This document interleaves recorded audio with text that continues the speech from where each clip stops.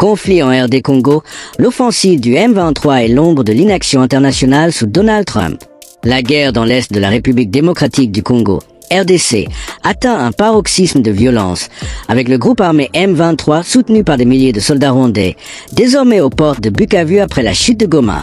Alors que les civils fuient par centaines de milliers et que les forces congolaises s'avèrent impuissantes face à une armée rebelle équipée de matériel sophistiqué, la communauté internationale reste spectatrice.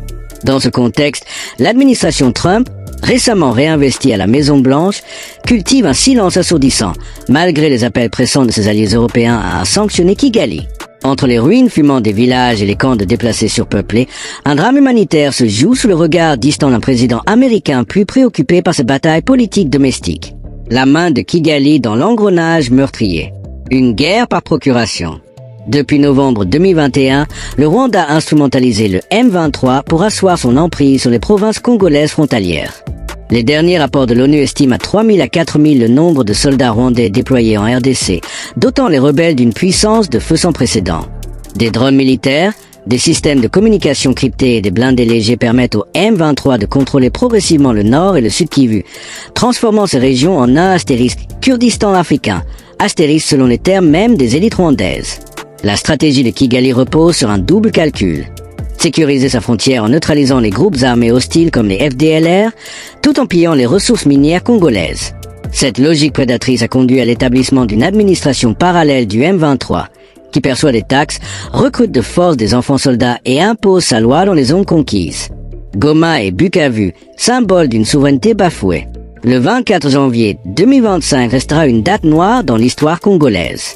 La prise de Goma par le M23, malgré la présence de la MONUSCO, a révélé l'ampleur du déséquilibre militaire.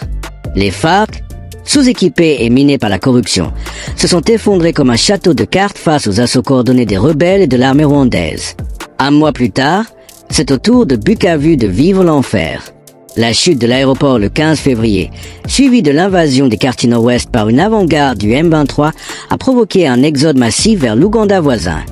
Ils tirent sur tout ce qui bouge. Même les hôpitaux ne sont pas épargnés, témoigne un médecin de Médecins sans frontières joint par satellite. Une crise humanitaire sans précédent. Le calvaire des déplacés. Plus de 2 millions de personnes ont fui les combats depuis 2021, survivant dans des camps insalubres où le choléra et la malnutrition font des ravages.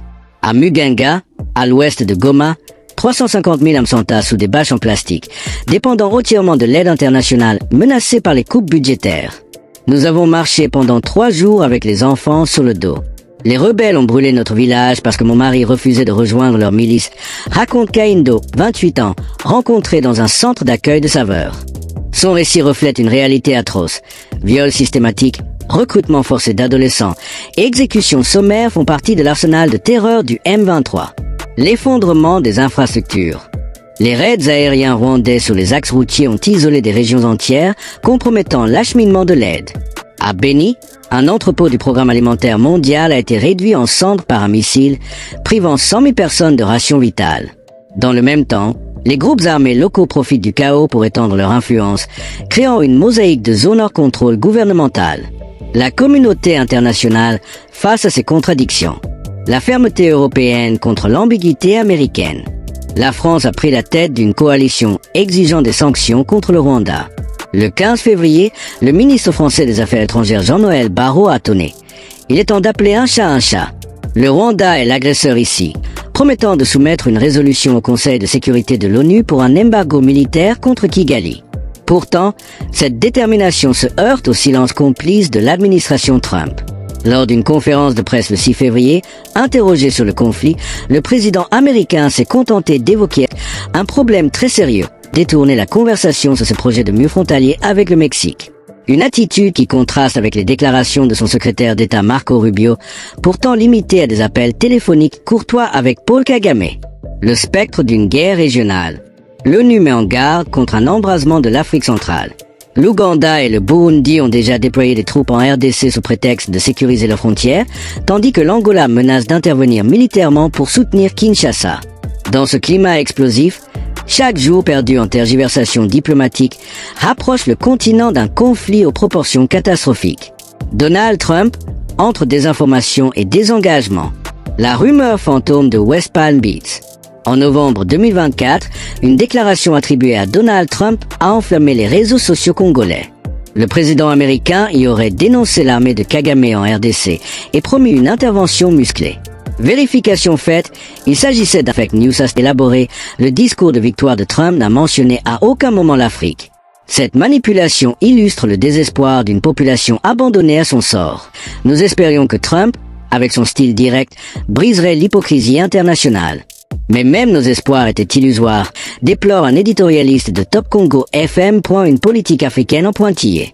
L'absence de ligne claire de l'administration Trump favorise le statu quo. Alors que la France pousse à des sanctions économiques contre le Rwanda, les États-Unis bloquent toute mesure contraignante au Conseil de sécurité, préférant des pourparlers secrets qui n'aboutissent à rien. Ce double jeu sert les intérêts de sociétés minières américaines opérant dans la région, peu soucieux de voir perturber leurs approvisionnements en cobalt et coltan. L'heure des choix. La tragédie congolaise expose au grand jour les failles d'un ordre international incapable de protéger les civils. Si la France et l'UE tentent timidement d'inverser la tendance, le veto implicite des États-Unis condamne la RDC à un cycle infernal de violence. Dans les collines du Sud Kivu, où résonnent les explosions d'obus, une question hante les survivants.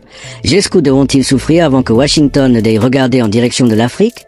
La communauté scientifique s'alarme déjà des conséquences écologiques du conflit, déforestation massive, braconnage industriel, pollution des cours d'eau par les minerais.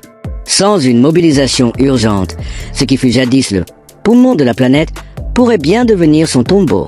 Abonnez-vous à notre newsletter pour rester informé des dernières évolutions de cette crise humanitaire et des actions que vous pouvez entreprendre pour aider. Partagez cet article pour sensibiliser vos proches et exiger des actions concrètes de la part des gouvernements. Ensemble, faisons entendre la voix des victimes oubliées de ce conflit dévastateur.